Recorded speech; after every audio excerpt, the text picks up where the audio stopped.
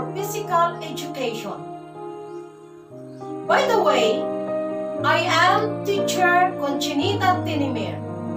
I will be your grade 6 physical education teacher for today. If you can still remember, Teacher Rashema started our lesson in physical education and followed by Teacher James, right? I will continue our journey in discussing about physical education. Are you ready to listen? Okay, let's go. Last time, you were able to learn about the different skills involved in playing Filipino games. It was discussed by Sir James. And if you can still remember, you were able to learn 10 skills, right? Can you still remember them? Okay, these are the 10 skills that we should always remember. Teamwork, confidence, discipline, respect, overcoming difficulty, decision-making, patience and determination, camaraderie and sportsmanship, honesty and positive outlook. Aside from that, you also learn the importance of displaying joy and respect for others while participating in physical activities. Right? Very good. We will proceed to another topic that will make you appreciate another traditional game in our country. Are you ready to listen? Let's start. But before we start, I will allow you to watch a video clip. I want you to watch, listen, and understand the video because later I will be asking you some questions. Ready? Let's go!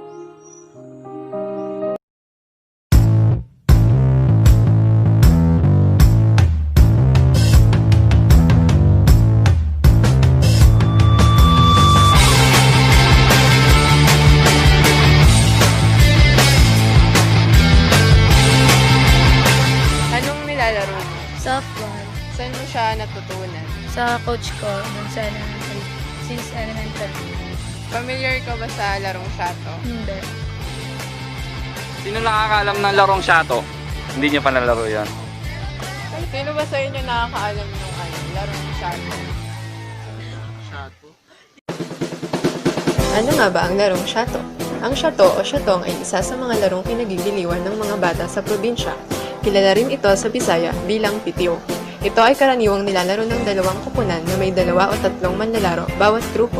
Sa paglalaro nito ay kailangan ng maliit at malaking patpat at malawak na palaruan. Una, humukay ng isang makitid na butas. Gamitin ang patpat sa paghukay nito. Ilagay ang maikling patpat sa butas ng pahalang. Ngayong meron na tayong butas, alamin natin kung sino ang magkakampi at unang titira sa pamamagitan ng jackpot. Para malaman kung sino ang titira, kailangang paluin ang patpat at kung kanino ang pinakamalayong patpat ay siyang unang titira. Ngayong alam na kung sino ang magkakampi at unang titira, maaari nang simulan ang laro. Kailangang ihagis ang maliit na patpat mula sa butas sa pamamagitan ng malaking patpat. Kapag hindi ito nasalo ng kalaban, ay magpapatuloy ang unang kupunan sa paglalaro. Ang susunod na kagrupo naman ang papalo ng patpat, ihahagis ito at papaluin papalayo. Kapag hindi nasalo ang patpat ng kalaban, ay magpapatuloy ang pagpalo hanggang sa huling miyembro.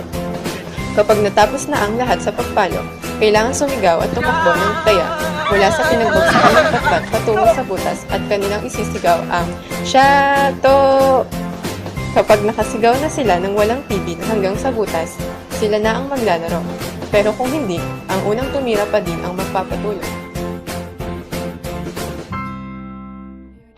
Isa lamang ito sa mga larong Pilipino na unti-unti nang nakakalimutan. Sa paglipas ng mga taon, tila kakaunti na lamang ang nakakaalam ng mga larong ito. Tinatalo na ang mga ito ng iba't ibang gadgets. Nababawasan na rin ang pakikipagsalamuhan ng mga bata sa kapwa paslit dahil sa mga larong pang-isahan na dala na ng mga computer. Hahayaan na lang ba natin na tuluyang malimutan at mawala ang mga larong Pilipino sa mga susunod pang henerasyon? Naway tumatak sa isipan ng lahat kung anong saya ang dinulot nito sa panahon ng ating pagkabata. Marunong ka na ba maglaro ng Shato? Tara, laro tayo! Did you enjoy the video? What is the video all about? Very good. The video is about one of the different traditional games of our country, which is the Shato or Shatong. Are you familiar with this game? Were you able to experience playing it before? I hope your answer is yes, because this is one of the famous traditional games in our country. Many people, regardless of age, enjoy playing this kind of game. Going back to our lesson, the video that I played a while ago is related to our lesson for today.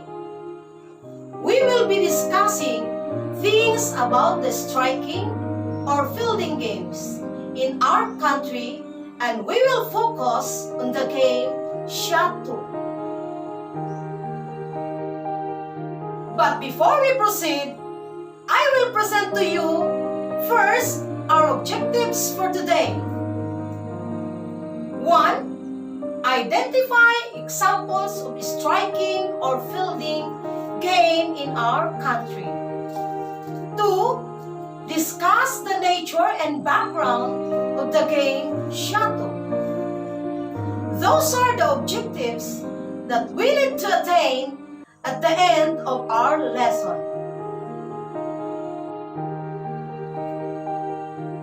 As we all know, there are many examples of traditional striking and fielding games in our country, right? Can you enumerate some? Very good. But before that, do you know what are the target and striking games? Striking or fielding games are activities in which players score points by striking an object and running to designated playing areas, or prevent opponent from scoring by retrieving the object and returning it to stop the play. Playing this game is fun and essential in our body. Is your idea correct? I hope so. These are the following examples of traditional striking and fielding game: sipa, batuhan bola, pokpok palayok, tombang preso, shato. Although there are some examples for that, but for today, we only have to focus on one. And this is the game Shato or Shatong. The best example for striking and fielding game is our traditional game Shato or Shatong. Do you know some basic information about the game Shato or Shatong? Shatong is not your common sports. It is a game played in suburbs and rural areas of the Philippines, but similarly played in the Middle East that goes by the name Gutala Guti. The game makes use of two sticks, one longer than the other. The longer stick will serve like a bat and the shorter stick serves like a hit. There needs to be two teams to play this game, the hitter and the fetcher. The concept of the game is to hit the shorter stick with the longer stick as far as it can go, and when this happens, The hitter will run to a marked area. There will be 4 marked areas, just like in baseball. And while the other team is fetching the shorter stick, the hitter will have to make it to the home base, hitting the first mark, the second, the third, and back to the home base. The fun part of the game is that while the hitter is running from the marked area to the other, he or she must be shouting the name of the game, as in Shatong.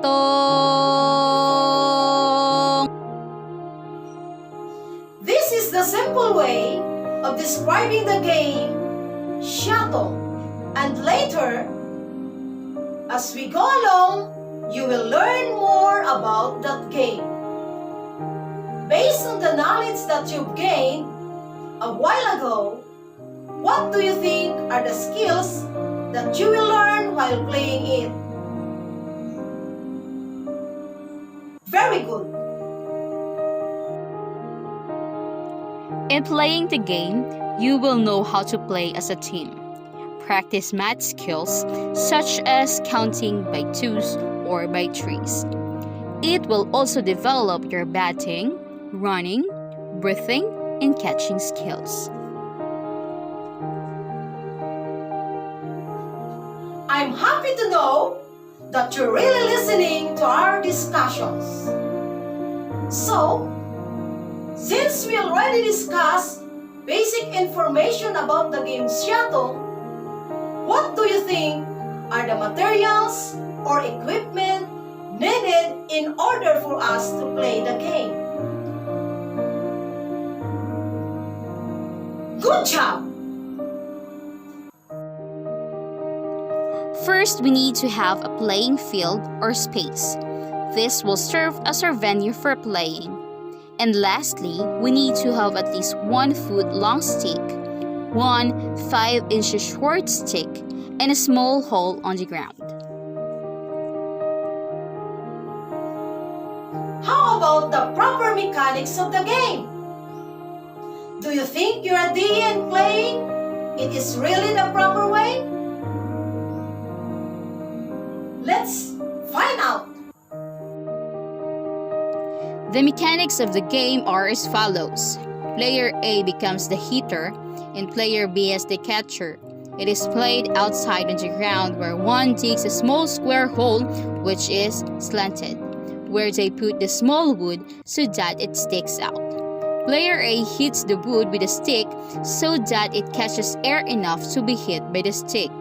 The further the wood gets hit, the more points one gets, usually counted by the number of the lengths of the stick. If a player A risks, he may try to add a multiplier to his score by hitting the wood upwards twice in one turn before striking it forward. The points will then be counted by the number of wood length instead. Player B, on the other hand, has to anticipate and catch the small piece of wood to nullify the points and become his turn, or looks forward to a player A to miss hitting the wood. Sometimes the losing player is punished. The penalty is hopping on 1 foot from a designated spot marked by the winning player. This is done again by hitting the wood with a stick in mid-air as far as possible. The spot where it lands is where the losing player starts until he reaches the hole. So those are the mechanics. Do you think you are able to apply and follow the right procedures in playing before? I hope so. And let me remind you, I know you're familiar with the different safety precautions that we need to apply in doing any physical activities, right? I believe those things were discussed to you on your previous lesson, right? I hope you can still remember them. And if in case you forgot, I will remind you on the following safety precautions. Number 1. Always make sure to wear proper attire for the game to avoid some injuries. You may wear jogging pants or jersey shorts depending on the game or sports that you will engage yourself into. Number 2, you have to consider the weather condition because if it's not safe for you to play if it's raining or if it's too sunny outside. As much as possible, play an indoor game or indoor sports to avoid accidents with regards to weather condition. Number 3, you have to consider your health condition because remember, you will engage a physical activity. Before playing, make sure you have a good health condition, or if you have some health problems, you may ask permission to your doctor or parents. Number 4, make sure that all the equipment needed for the game are ready and in good condition before starting the game. This is important for you to make sure that there will be no delay as you start the game and to avoid some accidents also. Number 5, before engaging to any physical activities, it is always try to start it with a warm-up exercises or stretching. This will your body and prepare your muscles for the physical activity you're about to perform. Those are the 5 safety precautions that being discussed to you before. I reminded you on that because those are important things that we need to observe before playing for our own safety. Before I will ask questions, I want you to prepare a sheet of paper and a pen for you to write down your answers. Are you ready? Question number 1. Which of the following will help you to prevent injuries so you can stay in the game? A. Play the game when you are injured. B. Do not follow the rules, just enjoy and have fun. C. Wear your new shirt, faded jeans, and black shoes. D. Warm up and cool down. Wear comfortable attire and know the rules of the games. I'll give you 5 seconds to answer, and your 5 seconds will start now.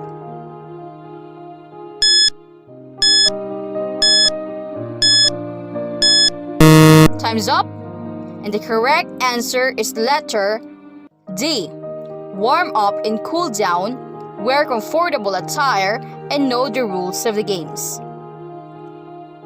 Question number 2. What are the equipment needed in playing Shatong? A. A shallow hole and 2 sticks, 1 short and 1 long. B. Milk can and slippers. C. 1 small stone and 1 big stone. D. Baseball bat and ball.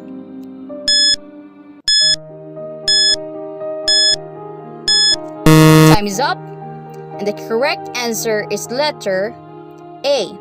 A shallow hole and 2 sticks, 1 short and 1 long.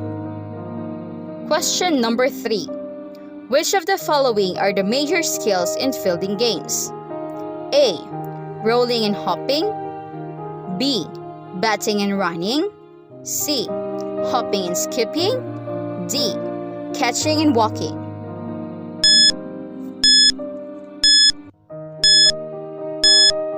Time is up. The correct answer is letter B. Batting and running. Those are the 5 questions that I prepared. I hope you were able to answer them honestly and correctly. So, that's it for today. Do you have any question? So, since we attained our objectives for today, I will now end our lesson. I hope you learned something from our discussions. And again, I am Teacher Conchinita Tinimir. Goodbye everyone, and see you on our next episode.